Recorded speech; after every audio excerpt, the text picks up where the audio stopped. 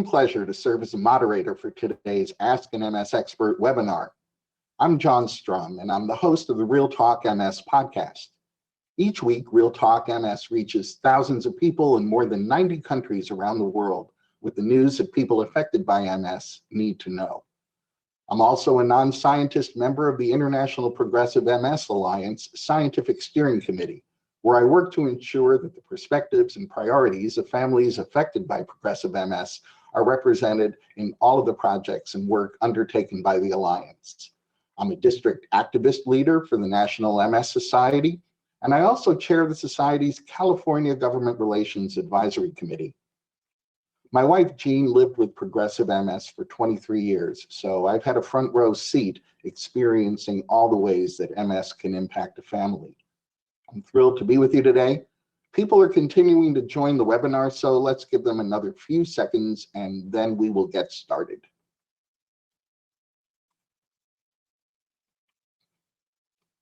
Thank you to all of you who are joining us today on GoToWebinar, Facebook Live, and YouTube Live. Due to the large number of participants joining us on GoToWebinar, everyone has been placed in listen-only mode. Today's Ask an MS Expert webinar is one of a series of virtual opportunities the Society is committed to offering, so I hope you plan on joining us each week. Our objective in all of our Ask an MS Expert programs is to connect with you, share important information that you can rely on, and provide a forum for you to connect with experts on the topics that are on your mind. So as I chat with our expert today, please feel free to post your comments and questions as they come to mind on Facebook and YouTube, or type them into the question box if you're joining us on GoToWebinar. I have a helper working behind the scenes with me today. Julie Fiel is ready and waiting to capture your questions while I'm busy talking. We'll try to answer as many of your questions as we can during the Q&A portion of today's program. And I know that some of you might have some very specific questions related to your own situation. Because of our limited time together, we're going to be focusing on the questions that pertain to everyone. And following the webinar, the Society's MS Navigator team will be standing by to address those specific questions that you might have. I'll be sure to let you know how you can reach an MS Navigator before the end of today's program. And if you're interested in reviewing today's conversation with our expert, this webinar is being recorded and it'll be available on the Society's website for reference. Before we get started, I'd like to acknowledge the pain that we're feeling as we grapple with the injustice and violence that led to the death of George Floyd and so many others before him. This week, the National MS Society's president and CEO, Cindy Zaghi-Boilo, released a statement that I'd like to share with you. We are outraged by the injustice and violence that led to the death of George Floyd and too many others in our country. This is not okay, not today or any day. We realize that our heartbreak and anger are not enough. We must do better. We must do more. The National MS Society is committed to creating a world where everyone of every race can live a life free of MS and free of injustice and inequality.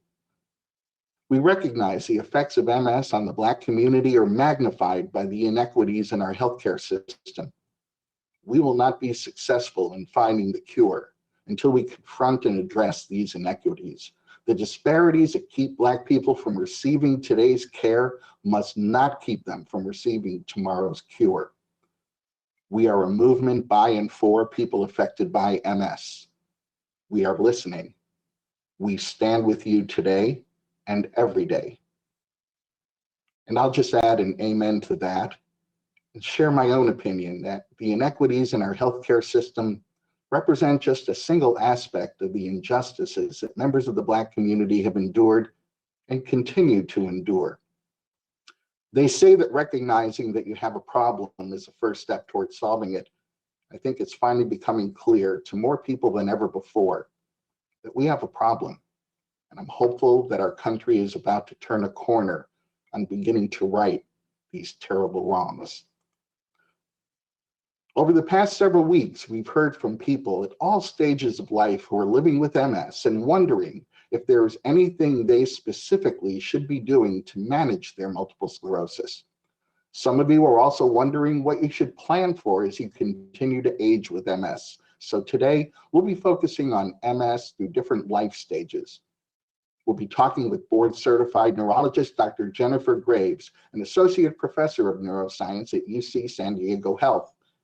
In her practice, Dr. Graves treats both adults and children, partnering with patients, their family members, and the multiple sclerosis clinical team to provide comprehensive care for people of all ages. Dr. Graves also serves as director of the UC San Diego Neuroimmunology Research Program and the director of the Rady Children's Hospital Pediatric MS Clinic.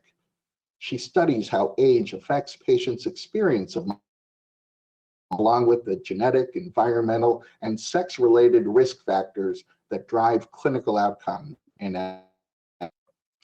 Dr. Graves, thank you for joining us today. I know you've been a collaborator in several national and international MS research efforts and that you participate in multi-center clinical trials. Most recently at the Consortium of MS Centers annual meeting, you presented on the role of biological aging in MS progression. And I'd love to get us started by learning what got you interested in studying how age affects patients' experience of multiple sclerosis. Well, thank you for that introduction and for having me join this important webinar today. There were two key observations that led my interest to study the role of aging and how people experience MS. One is the opportunity to work with pediatric MS patients. They have a 3 to 5 times higher relapse rate than adults with MS. They tend to have more lesions form with each attack.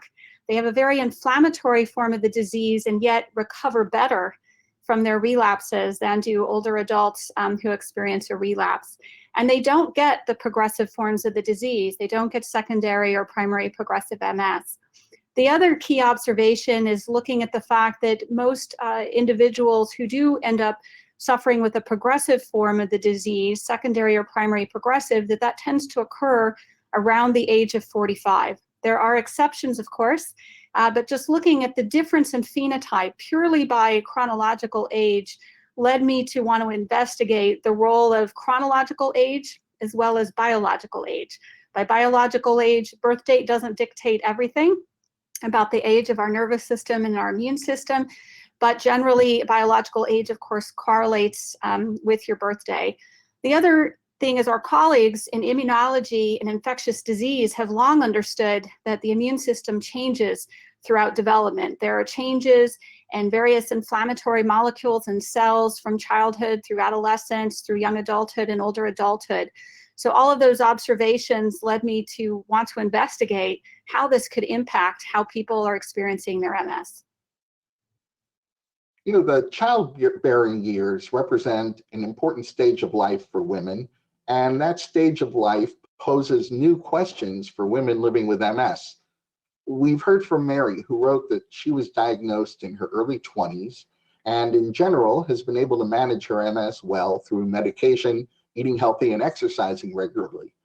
Well, Mary's now 35 and she's considering having children with her husband, but Mary's worried about it because of her MS and not to mention all of the additional stressors of the COVID-19 pandemic and the unfortunate unrest that we're seeing today in our communities. What should women living with MS who are thinking about having children, what should they be considering in today's environment? Well, lots of factors that she's worried about. The one bit of good news is that MS itself doesn't pose any threat to mom or baby directly during a pregnancy. So one of the best parts of my job is being able to successfully support couples through starting a family. So MS is not in and of itself a reason not to pursue a family. There's been no evidence to suggest that the mom having the MS has a negative outcome on the delivery of a healthy child. We do have to take some precautions based on any MS therapies they're on. I tend to do pre-pregnancy counseling with couples to talk about their current disease-modifying therapy, changes we might want to make it safer to conceive. and carry the pregnancy, but there are many options. So thankfully, we can successfully get most couples to get through the period of starting their families from the MS perspective. From a COVID-19 perspective, the main concern is that just like we worry about pregnant women getting flu shots because we worry about influenza and pregnant women, when you're pregnant, there's an immunosuppression state that occurs in pregnancy. That's part of why relapse rates do decrease during pregnancy, and why women with MS generally actually sometimes feel better during pregnancy. But that can lead to more complications with being infected with COVID-19. So we would recommend anyone who's pregnant during the pandemic to take some precautions, just like we would with respect to influenza. That being said, there are many women having healthy babies despite the pandemic. Maternity wards are taking a lot of precautions. So most of the time, it's going to work out quite well with appropriate precautions during COVID-19. Each week for the past 13 weeks, we've been updating everyone on the impact of COVID-19. And while we haven't heard a lot of new information over the past week or two, I know one of your specialty areas is treating children with MS. So thinking about another stage of life, just a couple of weeks ago, we heard about the link between COVID-19 and multi-system inflammatory syndrome in children. What do we know so far, and are there any specific implications here for children who are living with MS? Yeah, so the pediatric inflammatory syndrome is a presumed autoimmune response to having been infected with COVID-19. When they first started seeing the cases, they thought it was Kawasaki disease. Kawasaki disease and this new pediatric inflammatory syndrome are very similar. There's autoimmune attack, including autoimmune attack of blood vessel walls, leading to several complications, sometimes rash, sometimes swelling in the face, the feet, and rarely some problems with the coronary arteries, which is where the concern comes in. It's treatable.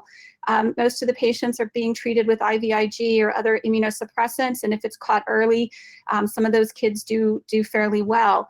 Most of the children that are getting this syndrome and got the other disease, Kawasaki, traditionally in epidemiologic studies, are young children, a little bit younger than our typical pediatric MS patients. Pediatric MS most often, not all the time, but most often present right after puberty. In fact, puberty may be a trigger for increased risk. So most of the girls and boys come in around 13, 14. This disease is mostly affecting younger kids, and to my knowledge, we have not seen a significant report of the pediatric inflammatory syndrome in our pediatric MS patients that are being tracked in the US network of pediatric MS centers supported by the National MS Society. That being said, we are ready and collecting data, and we'll be able to capture that if those cases do occur, and we'll be able to update families. Again, pediatric MS is an autoimmune disease. This process seems to be autoimmune. There could be a theoretical risk of having a higher chance to have this, but we haven't seen that, or we haven't seen an acute problem. We do know that some children with MS have developed COVID-19. So far, the outcomes have been pretty good, and that's across all the disease-modifying therapies, but we're still tracking that information, and there are some kids that have been sick, but they don't appear to be getting sick at that much of an increased rate compared to children getting COVID-19 who don't have MS. A couple of moments ago when I introduced you, you did mention that the characteristics exhibited in Yes. pediatric MS are a little bit different than the characteristics in adult MS. Does that make treatment different as well? So children with MS, for the most part, are treated with the same range of therapies that we treat adult MS. The few exceptions to that are occasionally we do have very young patients whose immune systems are still in a stage of development where that might influence which medications we pick. For example, some of our drugs deplete certain types of immune cells, and since it's still unknown what the effects could be of depleting those immune cells during development, sometimes we take that into consideration. Children do have high relapse rates, and we have started to see adoption throughout the US through a large study that was published last year in a journal of neurology and based on the US network of pediatric MS centers that we are adopting use of the newer therapies, and they are providing better control of that increased relapse rate in children. But we still use the range of therapies that we use in adults. The only difference is we have to largely extrapolate data from adults for kids because most of the clinical trials in MS have been done in adults, but that's changing too. We're starting to see more and more clinical trials in kids with pediatric MS. Well, I know that MS doesn't only impact individuals, it impacts families. And being a parent can be challenging in and of itself. Being a parent of a child or teenager who's been diagnosed with MS, well, that can be even more challenging. What advice would you provide to families, to parents who have a child or teenager living with MS?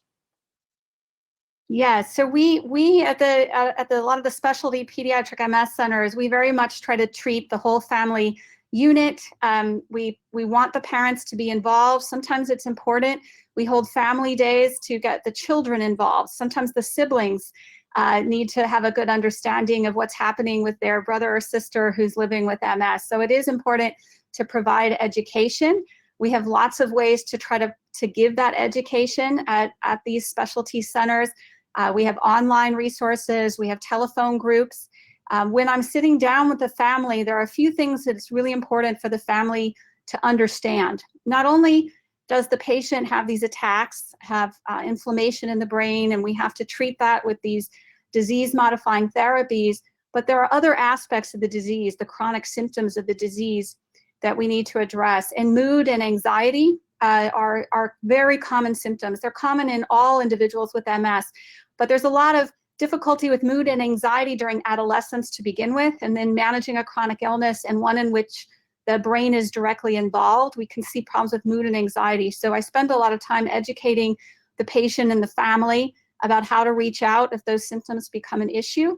The other thing that I think is critical and a unique opportunity in taking care of very young patients with MS is healthy behaviors and setting good lifestyle patterns early in life and doing that together as a family. We know that children with MS, as one of their risk factors, may have a greater chance of having obesity than children without MS. So we spend a lot of time looking at ways to change healthy behavior. It's very common for teenagers to spend a lot of time eating pizza and ice cream with their friends, but we provide a lot of education about healthy eating, exercise, their mental wellness, their physical fitness and wellness, and also their self-advocacy. It's very important that the whole family is involved in the treatment and the decisions and support, but it's also important to start guiding that patient at around 15 or 16, and maybe even earlier, to advocate for themselves, to learn to speak up about what they need, and also to take care of their own medications and healthcare visits. So when they transition to being an adult living with MS, that they have the tools to succeed through that transition. You know, before we get into discussing managing MS and later life stages, I want to take a moment to welcome those of you who have continued to join us on GoToWebinar, Facebook Live, and YouTube Live. Please let us know what's on your mind. Post your comments and questions on Facebook and YouTube, and type them into the question box if you joined us on GoToWebinar. Our Ask an MS Expert live event takes place at the same time every Friday, so please help us make sure that everyone knows about it by sharing news about the webinar with your family and your friends. We're talking with Dr. Jennifer Graves, who's helping us understand how MS impacts the different stages of life. Now I'd like to focus on what to consider when you're living with MS in adulthood and into your senior years.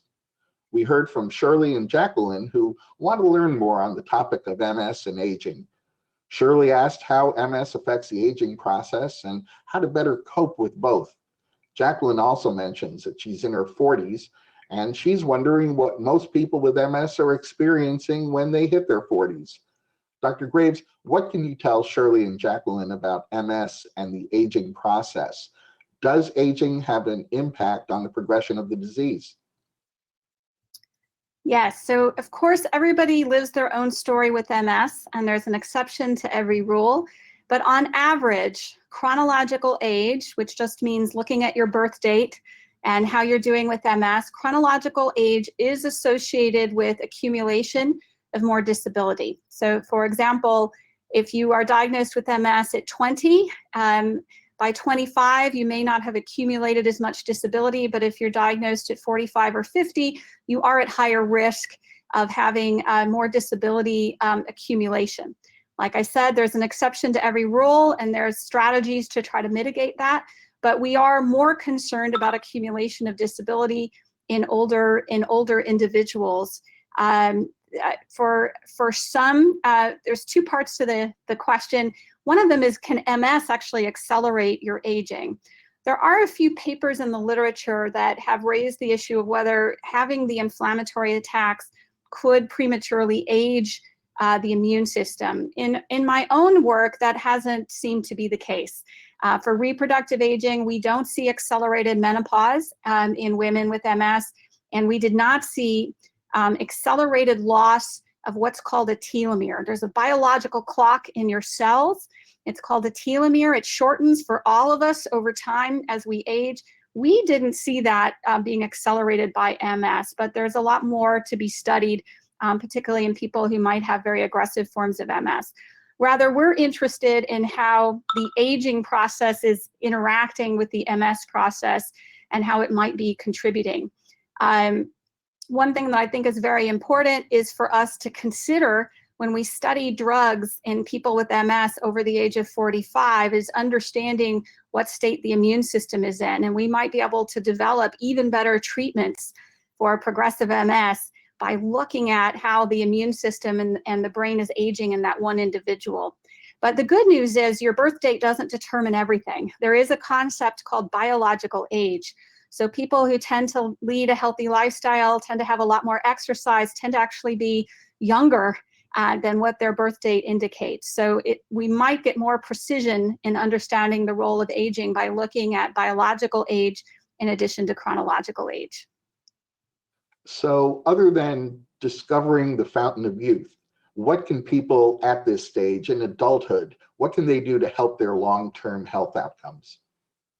Yeah, so there are some key things you can do now, short of coming up with a reversal of aging, although there are really exciting molecules being studied in the aging field that might be able to help us in MS. So I'm very excited about that.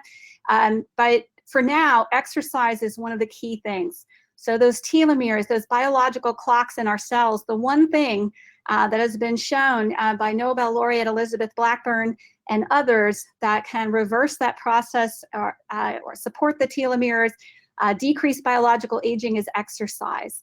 So we probably aren't doing enough in our healthcare systems in the US to make sure people with MS and other chronic illnesses get access to safe exercise. Even if you can't do leg-based exercise, getting arm bikes, ways to increase mobility and fitness. It is a new focus for the last 5 to 10 years at the National MS Society, which is fantastic. There's more research being done now than there was 20 years ago, but exercise is something that we can do, and as a society and as providers, make sure our patients have access to. Healthy diet. And lastly, and very importantly, is controlling any other medical illnesses.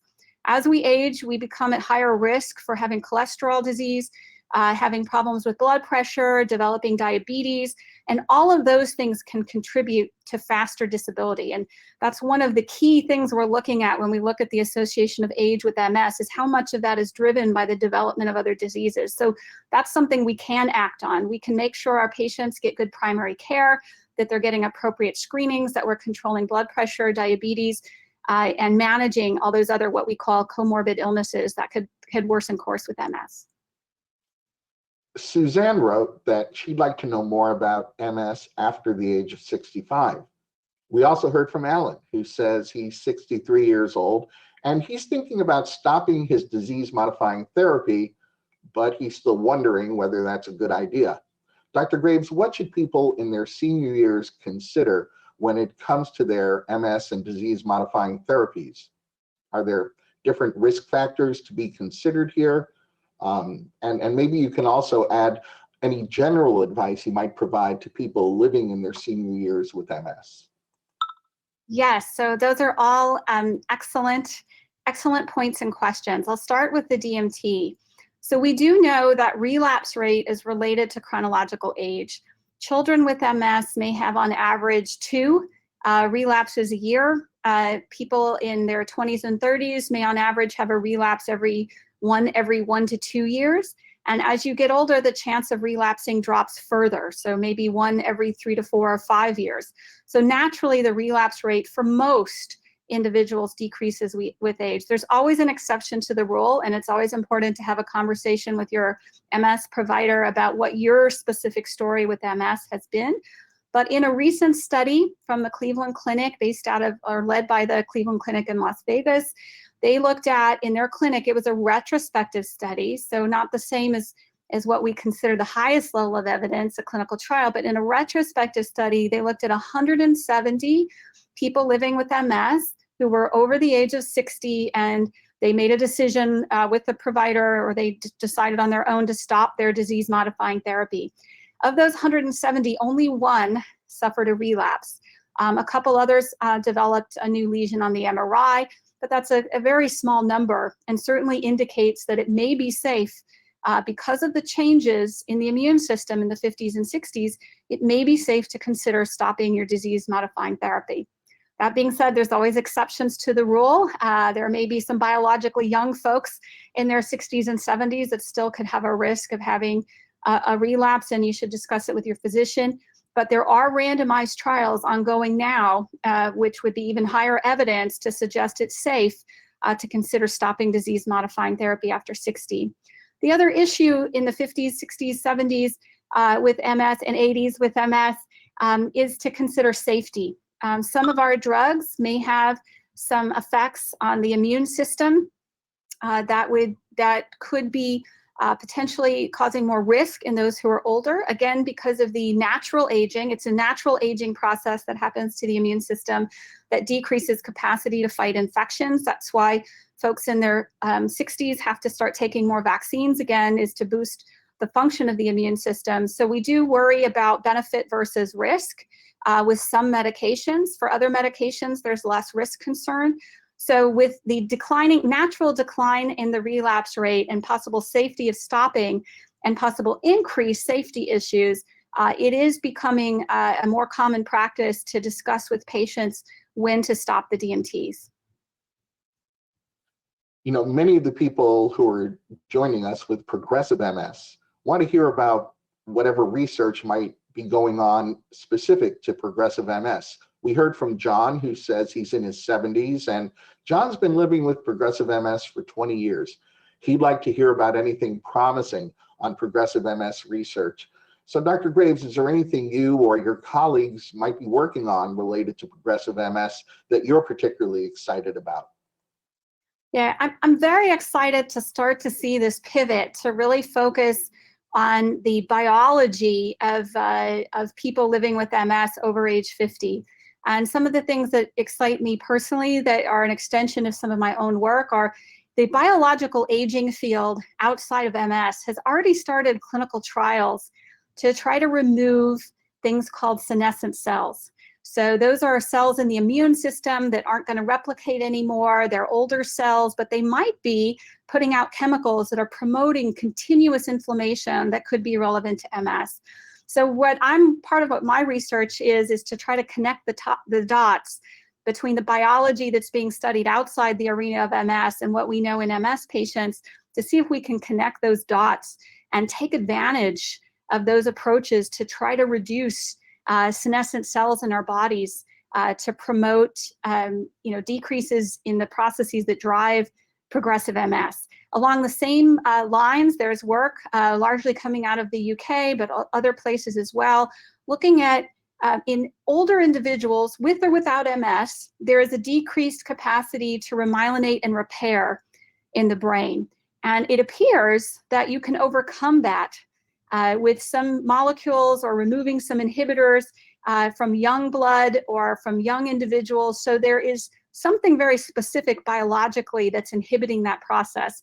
And we're getting closer and closer to identifying what those are and finding ways with medications.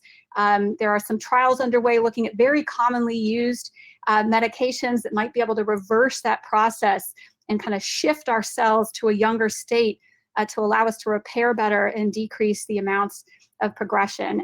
And lastly, I'm really excited about the new mechanisms of action and some targets in what's called the innate immune system. Most of the therapies in MS have been directed towards something called lymphocytes, the B and T cells that you may have discussed with your provider when you were introduced to MS or you were picking a therapy.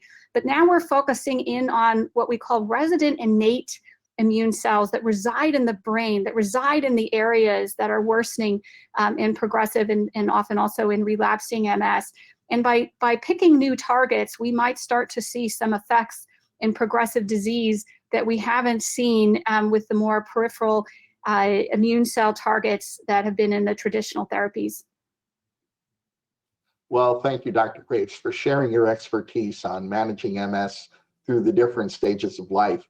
Now I'd like to focus some of our time on addressing more of the questions that we are receiving from our audience. Now, a few minutes ago, I asked you a question from Mary, who was contemplating having a baby and wanted to know about risk factors. Now we have a question from Jamal, who says that he and his wife are considering having a baby, and he wants to know if there are any risks since he has MS and is currently taking a disease-modifying therapy. Yes. So for Jamal, again, having MS itself won't pose any risk to the baby. There are most of the medications don't impact males that are part of a couple trying to conceive. We have more issues for women and effects on eggs or oocytes.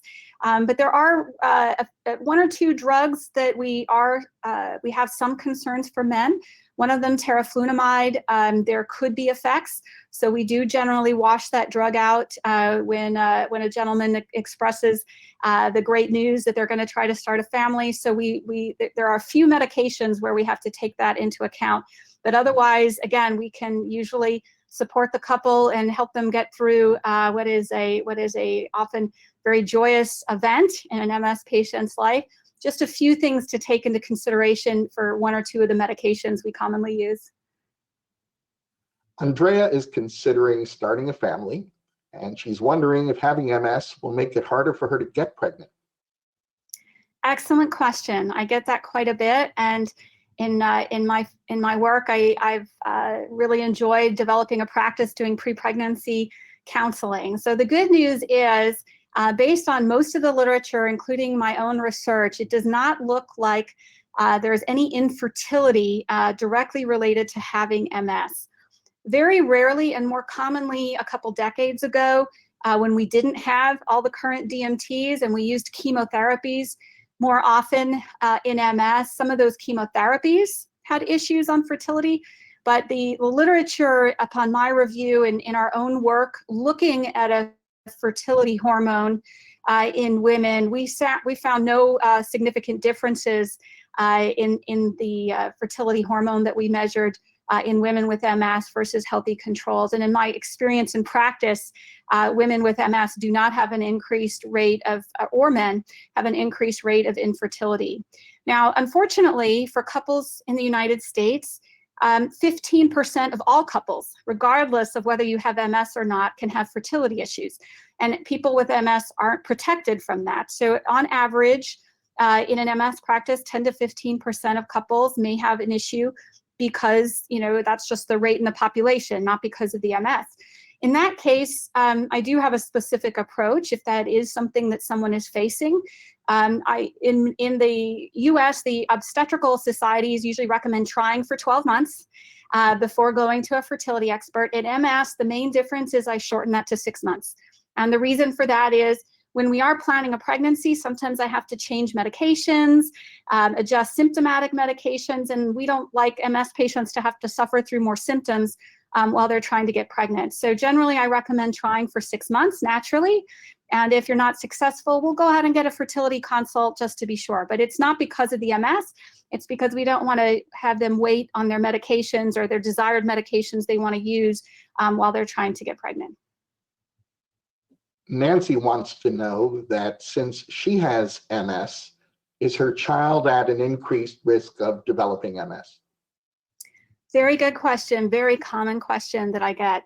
So the chance of a first-degree relative, so that is your sibling or your child, of developing MS is about 2%.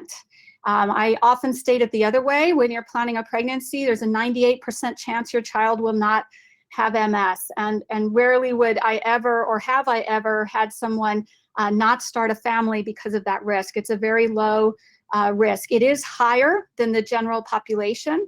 It's a little bit higher than what you would expect for anyone in the population, but it is overall fairly low in terms of health things to worry about when you're having a child. There are things I recommend to stack the deck in that child's favor. One is, after discussing with their pediatrician, considering giving vitamin D supplements. We know that low vitamin D levels could cause an increase in the risk to develop MS later on, and it's easy to fix and address.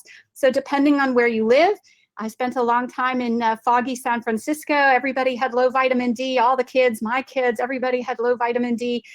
So it's often very common to supplement all kids, not just kids of folks with MS. But I would do that. Also make sure that anyone who takes care of the child throughout his or her lifetime knows that smoking is a risk factor. And when they become teenagers, kind of giving them a good talk about how it's not just all the other health reasons, but this might help prevent you from ever getting MS if you avoid smoking and avoid roommates and friends who are smoking, because passive smoking is also a risk factor. Tammy wants to know if there are differences between how men and women age with MS. That's a very good question. So in my own research on aging in MS, I do make a little bit of a distinction between reproductive aging and what we call somatic aging. Reproductive aging means things that might differ based on the different hormones that are produced in men and women, looking at the perimenopause in women, andropause in men, or early declines in testosterone in men, as well as somatic aging, which might apply to both or all genders in terms of aging. So they're related. What's happening biologically is obviously intertwined in any one individual. One thing that we've observed is that men tend to have a little bit earlier and faster onset of secondary progression than women do. But women catch up when they go through menopause. So that might mean there is something about female biology that is protective against progressive MS that may change as someone goes through the perimenopausal period. It's a huge time of biological change for women, and obviously men don't go through the same kind of dramatic reproductive change, although there are changes in men too. So testosterone levels can decline. I do occasionally check testosterone levels in my male patients, particularly if they're having excessive fatigue, early progression, to see if that could be contributing. However, widespread use of testosterone therapy in men or estrogen therapy in women has not yet been supported clearly by clinical trials, but it's a very active area of investigation. And of course, in both cases, we have to weigh any risks that might come with hormone supplementation, depending on their personal health history. Sharon wrote in and said she was recently diagnosed with diabetes. She turned 60 last year, and Sharon's wondering if developing diabetes is related to her age or the fact that she has MS. Excellent question. It is partially related to age. We know as people get older, they seem to be more prone for developing diabetes. Diabetes, the risk factors for this is presumably adult onset, not necessarily the classic autoimmune type 1, but the type 2 form of diabetes, given the age at which she developed it. Age is a factor. Her genetics, it certainly runs in families and certain genetic ancestries more than others, and lifestyle. Sometimes there are lifestyle factors that you can try to address to help treat the diabetes, including exercise and diet. But MS, there's never been any evidence that MS causes type 2 diabetes. But as I said earlier, it's actually very important to treat the diabetes while you have MS, because diabetes can lead to vascular disease. And the healthier we keep the blood vessels going to the brain, the better the outcomes in multiple sclerosis. So the MS didn't cause the diabetes, but we want to treat the diabetes for a better outcome with the MS. You briefly mentioned menopause a moment ago, and Regina says she's going through menopause and she's finding concentration at work more challenging, and the hot flashes are almost unbearable. Is menopause worse for someone with MS? So possibly. You know, MS symptoms and menopause symptoms have some overlap. Both can cause heat intolerance, specifically the hot flashes with menopause. And if you already have heat intolerance from your MS, it could make it much more unbearable. Cognitive. Patients with MS report cognitive symptoms, and it's known even with those without MS that there are cognitive symptoms that can happen in the perimenopausal period. So these can synergize to cause worsened symptoms. Most of them are treatable, so it's very important to bring these symptoms up with your MS doctor as well as your women's health provider. In fact, I often try to work together with the women's health primary care provider taking care of my patients to try to make agreements on the right therapies that could address symptoms coming from both the perimenopause and the MS. Bladder symptoms can get worse during the perimenopausal period, and if someone has those at baseline from MS, it can be worse. But many of these symptoms are treatable. We can use symptomatic medications. Again, hormone replacement is something still under study. I usually discuss it with their primary health care provider to see what agent might be the most appropriate, what delivery method might be the most appropriate, and to just make sure that that particular woman wouldn't have increased risk. There is some concern with some hormone replacements about increased risk of breast cancer or other kind of female cancers, and we would take that medical history before we made a decision about giving estrogen replacement that could be very helpful for that individual. Well, thank you. And Julie, would you like to join us, pop up with some questions that you've been fielding while we've been talking? Yes, great. This was very informative, Dr. Graves. There's so many questions that are coming in, and they are spanning across the lifespan. I want to start with a question we've received from a lot of people, but specifically Suzanne, who's watching us on Facebook, is asking if relapses are common after moms give birth, within 6 to 8 weeks after, if not back on DMT in order to breastfeed. So there's a lot there. Let's talk about relapse risk after pregnancy, and what do we know about breastfeeding? Yes, so I'll try to tackle all of them, and if I miss one, just let me know and I'll double back and make sure I get that one too. So it may help to just state that during pregnancy, the relapse rate naturally drops because of the immunosuppressive characteristics of particularly the second, third trimester. So you'll start to see, and this was from work dating back to the 1990s, it's been replicated several times, that naturally during pregnancy, even without treatment, relapse rate for most women declines into the second trimester, and the potency of third trimester pregnancy is near the same potency of natalizumab or Tysabri, the IV medication. So the third trimester of pregnancy suppresses relapses, which is fantastic, and why in many cases, not all, but in many cases we can consider stopping therapy for many women during pregnancy, which they usually enjoy. Then the concern is what happens postpartum. In the original data that was replicated a few times, there was a concern for as those protective effects of pregnancy drop off in the 6 weeks postpartum, that there could be a spike or what we've termed a postpartum relapse. The main update to that data is Annette Langergold from Southern California, Kaiser, had some recent data showing that if we control the MS much better than we were able to do in the 1990s, if we really get the disease under control pre-pregnancy, there may be less of a risk of that postpartum relapse. It's still there, but there might be less of a risk. In terms of how to mitigate that postpartum risk and balancing that with wanting to breastfeed, breastfeeding itself is also protective against relapse. There have been several meta-analyses.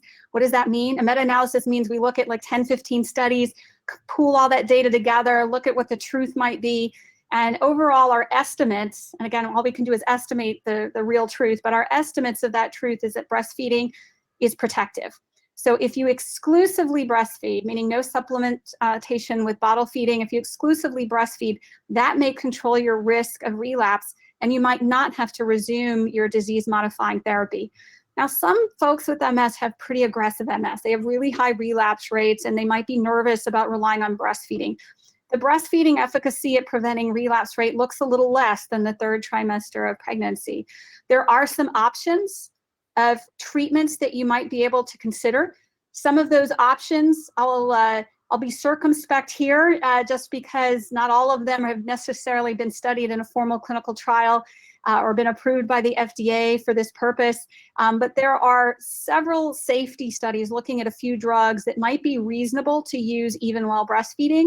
But I would highly recommend anyone considering that to talk with their MS provider, as well as a maternal fetal medicine and a pediatrician specialist. But there may be options to continue to breastfeed.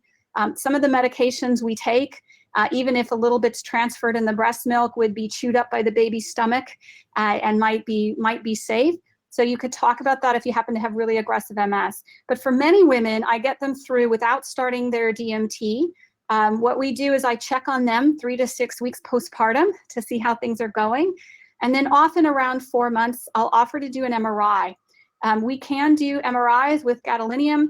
If you're still breastfeeding, you can express the milk and dump it and use some frozen supply for the few hours after you got the gadolinium contrast for your MRI. And then if there's activity in that 4 months time frame, then we have a discussion about what you want to do depending on the drug you want to use if you want to continue breastfeeding. Most of the benefits to baby and mom of breastfeeding are in their first few months before the baby starts taking any solid food. It helps mom take off baby weight, it helps bonding, it provides the baby with antibodies before they start getting vaccines. And so 4 months is a good time to take a look at the risks and benefits of continuing breastfeeding. Many times I'm able to support women through a full 12 months. Sometimes we end up stopping. Sometimes we switch to DMTs, and we're getting more and more safety data thanks to some wonderful studies that are ongoing about what other medications in MS might actually be safe to consider during breastfeeding. Did I hit all those questions? You did, and there's lots of positive news for people that are considering expanding their families, so that's great. We also have Karen, who is asking or saying she's not on a medication, so I'm assuming a disease-modifying therapy, and her neurologist said it's not needed as he believes she's in remission. She's 39 and she was diagnosed in November 2019. Is it possible to be medication-free long-term?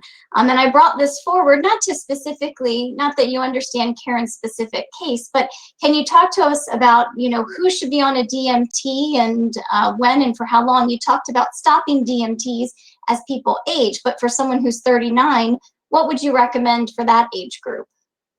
Yeah, so I'll definitely speak in generics because not knowing that case, I won't be able to agree or disagree with that particular decision. Generally, MS doesn't go away. I wish we were getting closer and closer to a cure. The National MS Society is bringing us forward and helping us all bring the scientists together so that one day I would be very happy to be put out of a job. I'll go do Parkinson's if we can cure this disease.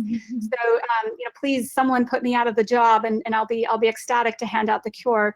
But right now, we help people live with the disease. Disease-modifying therapy is one tool. It's one of our most common tools that we use to try to manage folks' disease. There are other things that we use. We use vitamin D. We use wellness techniques. But generally speaking, after having the first relapse, if it is truly relapsing, remitting MS, even though the first attack went away, the disease is still there. So given that we don't have a perfect biological crystal ball for any one individual, meaning that there's not a blood test I can do to tell you if you're going to have aggressive or benign MS. We do have some things. We know that if people come in very sick in the first few years of the disease, it's probably one we have to treat aggressively.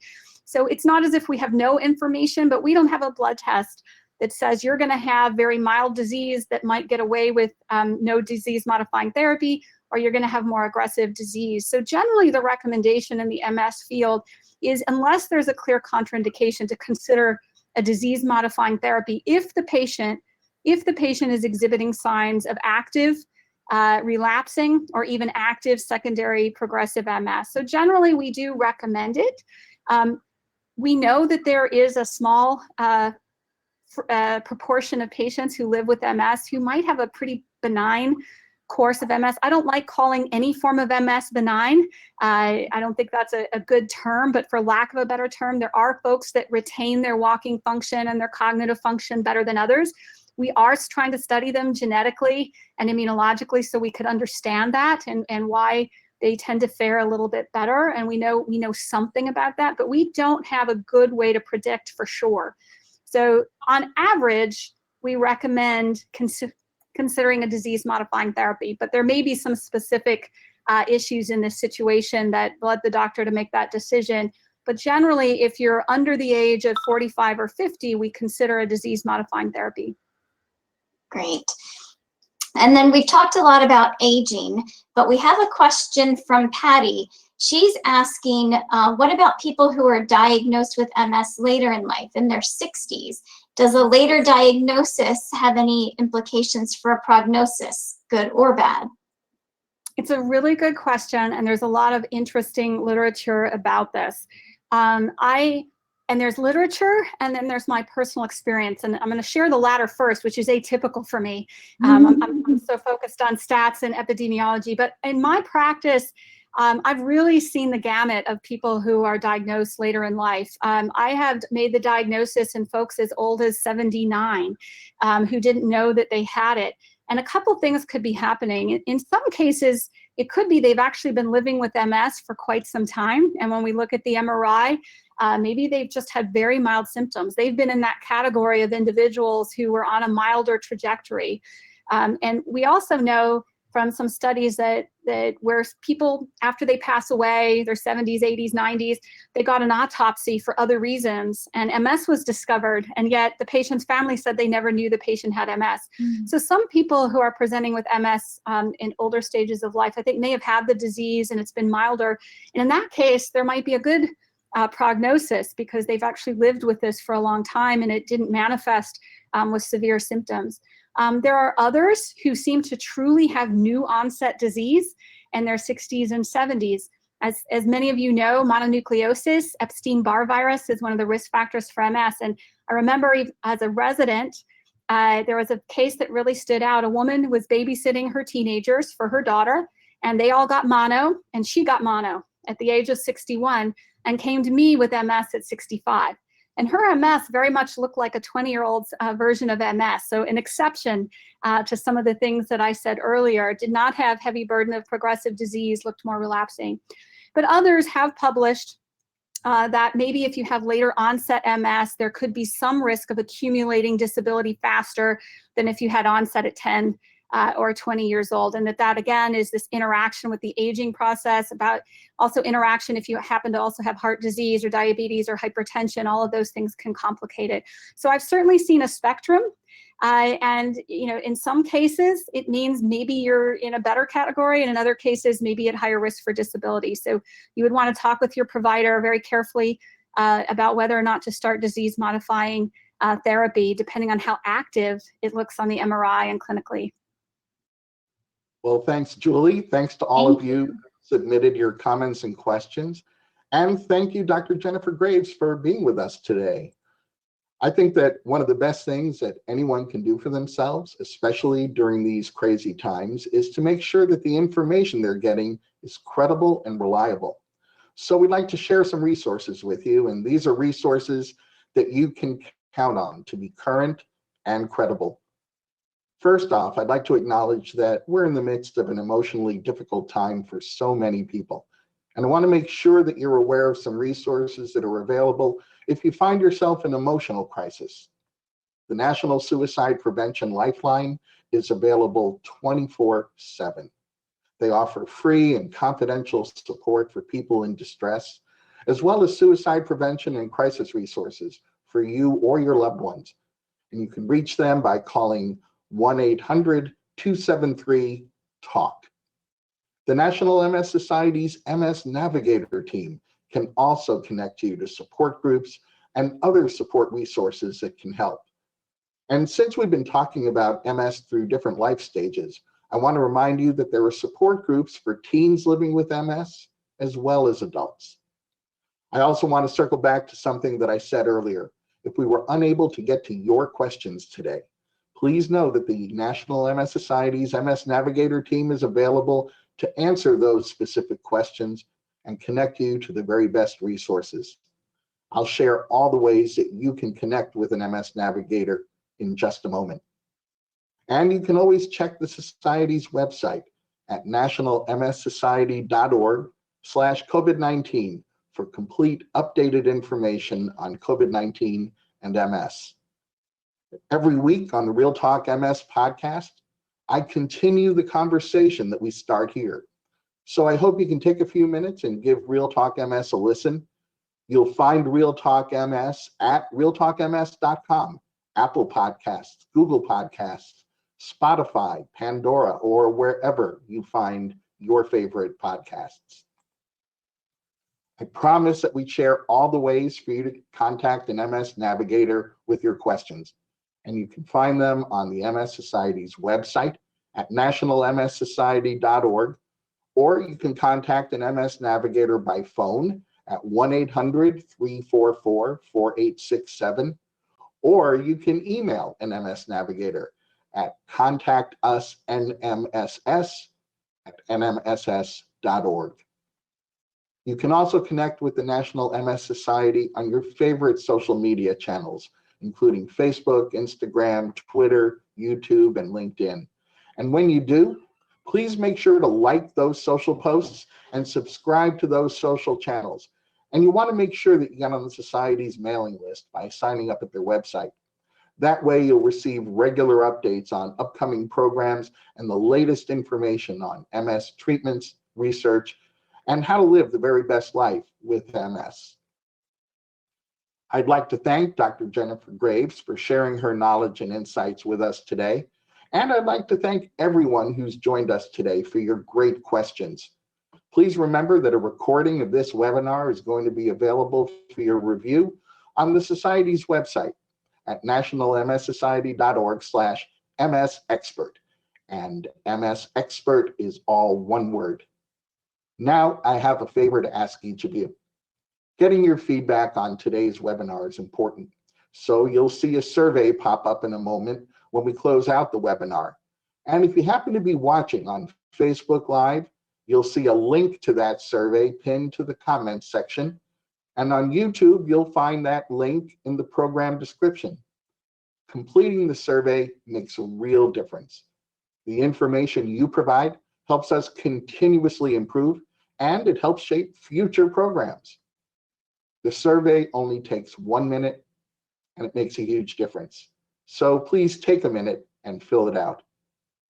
On behalf of Dr. Jennifer Graves and the National MS Society, I want to thank you once again for joining us.